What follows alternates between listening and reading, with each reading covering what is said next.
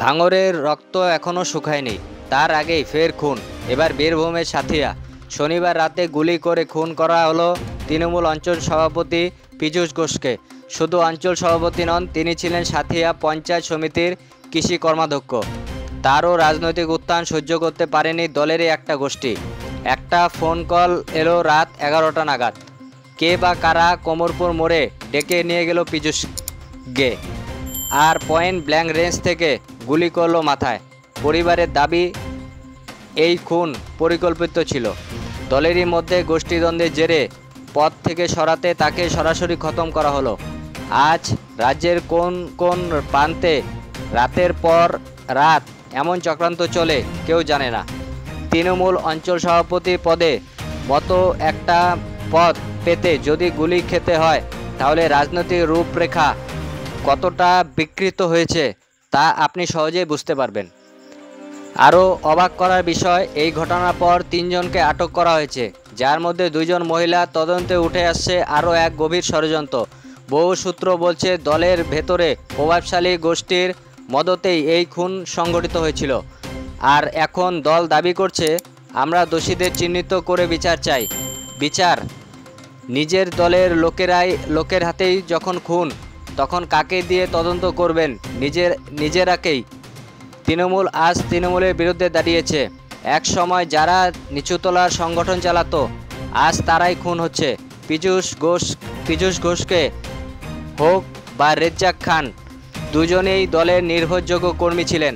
একজন জনপ্রিয় অঞ্চল সভাপতি, অন্যজন বাজার কমিটির মাথা। এখন সেই জনপ্রিয়তাই তাদের মৃত্যুর কারণ হয়ে দাঁড়াচ্ছে। আজ তৃণমূল মানেই গোষ্ঠীদ্বন্দ্ব, আজ তৃণমূল মানেই ভাঙর, সাথিয়া, বোমা, গুলি, খুন। কেউ মুসলমান বলে ছাড় পাচ্ছে না, কেউ হিন্দু বলে নয়। এই দল কেবল ক্ষমতা রক্ষার জন্য নিজেদের মধ্যেই গদি বাঁচাতে এখন হত্যা করছে। এই রাজনীতিকে আর কতদিন সহ্য করবে বাংলা? যে দলে আজ আর নিজের লোক কেউ নিরাপদ নয়, সেই দল কিভাবে সাধারণ মানুষের নিরাপত্তা দেবে?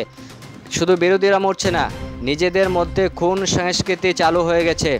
এটা নিছক রাজনৈতিক হিংসা নয়, এটা একটা রাজনৈতিক সাংঘাতিক প্রতিষ্ঠান হয়ে উঠেছে। তৃণমূল আজ একটা ভয়ানক রূপ নিয়েছে। আপনার ছেলেও যদি আগামীকাল এলাকার পঞ্চায়েত প্রধান হতে চায়, তাহলে তারও ভাগ্য কি গুলি অপেক্ষা করছে? এই প্রশ্ন বাংলার প্রতিটি পরিবার। আজ পীযূষ ঘোষ, কাল কে? বন্ধুরা, আজকের বাংলার ভয়াবহ এক রাজনৈতিক সংকটের মধ্য দিয়ে যাচ্ছে। ভাঙর হোক, সাথিয়া হোক, একটাও ঘটনা আলাদা নয়, সবটাই তৃণমূলের গোষ্ঠী সংঘর্ষের ফল। আজ সাধারণ মুসলমান, হিন্দু, নিম্নবিত্ত কর্মীদের জীবনই সবচেয়ে সস্তা।